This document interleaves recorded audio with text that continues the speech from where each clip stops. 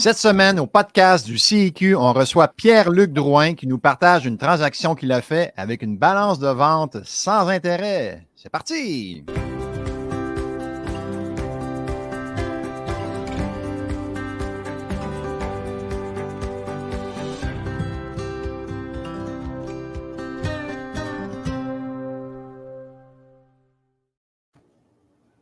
Bonjour à tous, Yvan Cournoyer, investisseur et président du CIQ. Très content d'être avec vous pour cet autre podcast, Les bons coups de nos membres, en compagnie de Pierre-Luc Drouin, investisseur à temps plein en Mauricie. Donc, salut Pierre-Luc. Bonjour Yvan, ça va bien? Ça va de mieux en mieux, toi? De mieux en mieux, toujours. Excellent. Hey, merci beaucoup d'être là, de ton condo en Floride. C'est très gentil de prendre du temps avec les gens pour les inspirer. On est sûr qu'ils vont apprécier. Donc, on va parler aujourd'hui d'un 17 logements que tu as acheté en Trois-Rivières. Mais avant de rentrer dans les détails, est-ce que tu peux te présenter à nos auditeurs? Bonjour, Pierre-Luc Drouin, j'ai 37 ans. Je suis investisseur immobilier depuis 2006. Mon parcours, en gros, j'ai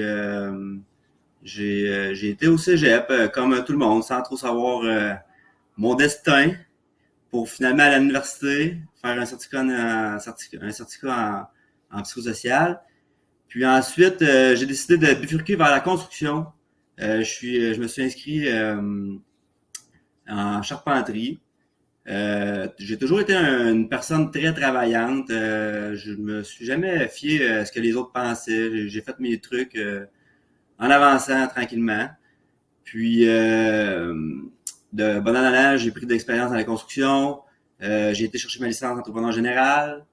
J'ai fait beaucoup de projets pour des clients. J'ai fait des projets aussi pour moi, évidemment, pour finalement, depuis 2-3 ans, être investisseur à temps plein en immobilier. Excellent. Merci beaucoup de ta présentation.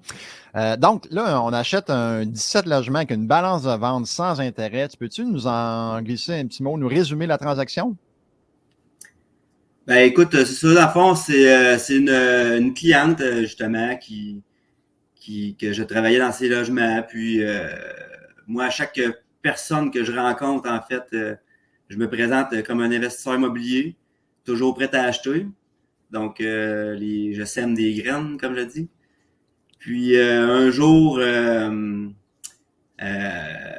ma cliente vendeuse m'a contacté pour vendre. Puis, j'ai dit, ben, je suis intéressé certainement. C'est un beau secteur, un bel immeuble, bien entretenu. Puis, dans le fond, c'est ça, j'ai demandé son prix, tu sais, dans le fond, pour voir tâter le terrain de son côté. Puis, elle m'a dit un prix. Je lui ai dit que le prix me convenait, que la transaction allait être simple. C'est quoi le prix pour qu'on situe les gens? C'est quoi le prix qu'elle voulait? Le prix demandé était 900 000. 900 000, OK. Donc, Ça il vaut y avait combien, pas de... ça vaut combien, ça vaut combien cet immeuble-là à l'achat que tu À as payé l'achat, lors 900 000? de ma vérification diligente, l'évaluation agréée a sorti à 975 000. Donc, un profit à l'achat en partant, en plus d'avoir une balance de vente, un profit à l'achat de 75 000, c'est quand même très, très bien. Bravo. On poursuit l'explication. Bon, donc, c'est ça. Habituellement, les transactions que je fais c'est quand même très, très simple, là. Moi, je visite, j'inspecte moi-même parce que j'ai les compétences dans la matière. On signe un offre gré à gré, puis euh, lors de l'inspection, j'ai vu quelques petites défaillances. Puis là, bon en allant en négociant, j'ai demandé une balance de prix de vente de OK. Donc, 300 000 $. pour ceux qui ne sont pas familiers avec ça, c'est que le vendeur finance une partie de la transaction. Donc, tu as une balance de vente de 300 000 sans intérêt. Poursuis. Donc, c'est ça, c'était pour un petit peu compenser les petites défaillances de l'immeuble, sans négocier nécessairement le prix, parce qu'il était déjà très bon. Je lui ai proposé une balance de prix de vente, puis elle, en jasant lors de la négociation, je me suis rendu compte que c'était pas sa motivation première, c'était pas pour l'argent, c'était pour une liberté. Donc, en lui proposant ça, ben, elle gardait son prix de vente, puis moi, ben, je profitais d'une petite balance de prix de vente intéressante. Donc, si je comprends bien, ça vaut 975, tu payes 900, tu fais un profit à l'achat de 75 000. Face à la banque, tu mets le 25 de mise de fonds, donc 225 000 de 900 000. Et elle te remet une balance de vente de 300 000. Ça veut dire, je comprends bien que tu es sorti avec de l'argent dans les poches chez le notaire. C'est bien ça? Ça ressemble à ça. Tu calcules bien. Donc, 75 000 dans tes poches en sortant de chez le notaire, plus un 75 000 de profit à l'achat quand même, 150 000 de différentiel. C'est merveilleux. Félicitations, Pierre-Luc. Merci. Merci. En plus, l'immeuble était bien situé, bien entretenu. Très content. OK, excellent, excellent. Fait que ça, tu l'as trouvé en jasant avec une de tes clientes et c'est ce qu'il faut faire en passant, c'est d'en parler au plus de gens possible. À chaque fois que vous allez rencontrer quelqu'un, dites que vous êtes investisseur, que vous voulez acheter des propriétés, puis vous ne savez pas à quel moment que l'univers va vous amener la transaction. Fait que tu as semé des graines, l'univers a arrosé ça, puis ça a porté fruit, comme on dit. Bravo, bravo. Ensuite, on poursuit, le temps passe vite, Pierre-Luc. Y a-tu quelque chose que tu as appris de spécial parmi cette transaction-là? Parce que tu en as fait plusieurs dans ta carrière, mais celle-là, y a-tu quelque chose qui dit, cet élément-là, je le retiens dans la transaction? Ne pas avoir peur de demander, parce que quand on demande rien, on n'obtient rien. Puis de se détacher un peu de nos transactions, de ne pas avoir peur de déplaire. Faut oser, là, faut L'audace, oser. l'audace d'offrir des choses, puis laisser la chance à l'autre personne de dire non. Exact. Très, très, très bien, très, très bien. Y a-tu un livre que tu as lu qui t'inspire, qui a fait un déclic, tu dis, ah, j'aimerais ça partager ce livre-là aux gens, c'était bon pour moi? J'en ai lu plusieurs, mais Rich Dad Poor Dad, particulièrement sur l'intelligence financière, je pense que ça peut partir du monde du bon pied le plus tôt possible pour le lire est le mieux. C'est un classique. C'est un livre de Robert Kiyosaki. En français, c'est Père riche, Père pauvre. La plupart des gens ont lu ça, mais il y a peut-être des auditeurs qui ne sont pas familiers. Donc, Père riche, Père pauvre de Robert Kiyosaki. Excellent livre pour nous éveiller la conscience au monde financier.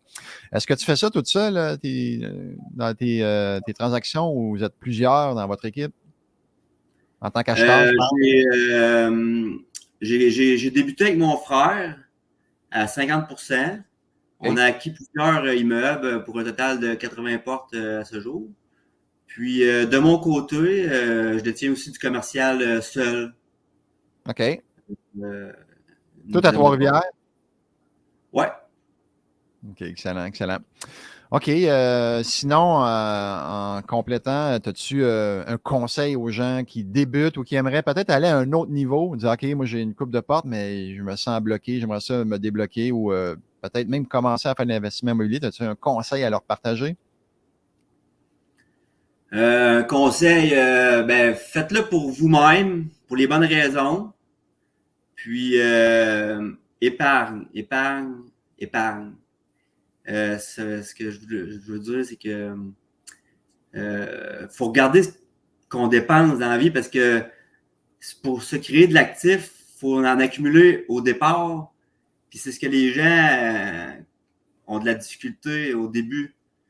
Moi, j'ai tout le temps été travaillant, 70-80 heures semaine, resté dans un 3,5 à 400 pièces dans la petite Pologne, avec un auto à 1300 pièces. Puis, tu sais, j'accumulais, je comptais ce que je dépensais. Puis, je me suis ramassé plus vite que j'aurais pensé une mise de fonds pour débuter. Deux points que je retiens là-dedans, ce qu'on appelle le Late Gratification Principle, donc le principe de se gratifier, de se permettre des choses, mais plus tard. Donc, toi, tu as accepté de rester dans un petit logement, d'avoir une voiture qui ne flashait pas pour bien paraître face aux autres, mais ça t'a permis de ramasser de l'argent. Puis, en ramassant de l'argent, on peut s'acheter un premier immeuble, mais ça peut aller encore plus vite si vous apprenez, comme tu as appris aussi dans le coaching, à acheter sans cash avec l'argent des autres. Donc, ça peut être accéléré davantage si vous apprenez tous les trucs qu'on peut vous partager, que Pierre-Luc, entre autres, a appris dans le coaching. Donc, un petit mot de la fin, Pierre-Luc, avant de laisser les auditeurs?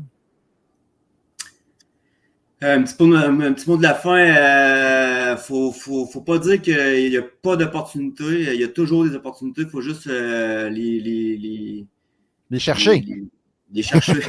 Oui, parce que tu sais, Parce que faut attirer ce qu'on veut, puis en disant qu'il n'y a pas d'opportunité, on attire pas d'opportunité. très, très bien dit. Qu'est-ce que je peux rajouter de plus à ces sages paroles? Donc, cherchez, cherchez, croyez que vous pouvez trouver, puis l'univers va vous amener des transactions. D'ailleurs, on a un podcast bientôt qui va sortir sur la synchronicité par rapport à l'investisseur immobilier. Donc, comment attirer des choses à nous. Ça va être un peu plus philosophique, mais quand même, surveiller ça, ça va venir sous peu. Donc, hey, merci beaucoup, Pierre-Luc, d'avoir été là. Très généreux, très gentil de ta part. Est-ce qu'on se revoit bientôt dans quelques mois pour un autre bon coup? Certainement. Yes, donc C'est peut-être déjà continuez à fait. être. C'est déjà fait, good. Fait que, C'est déjà fait. continuez à être go, go, go. Très, très inspirant, Pierre-Luc. Merci beaucoup d'avoir été là. Donc, chers auditeurs, on se revoit dans un autre podcast sous peu. Et d'ici là, ben, restez dans l'action et bon investissement à tous. À bientôt.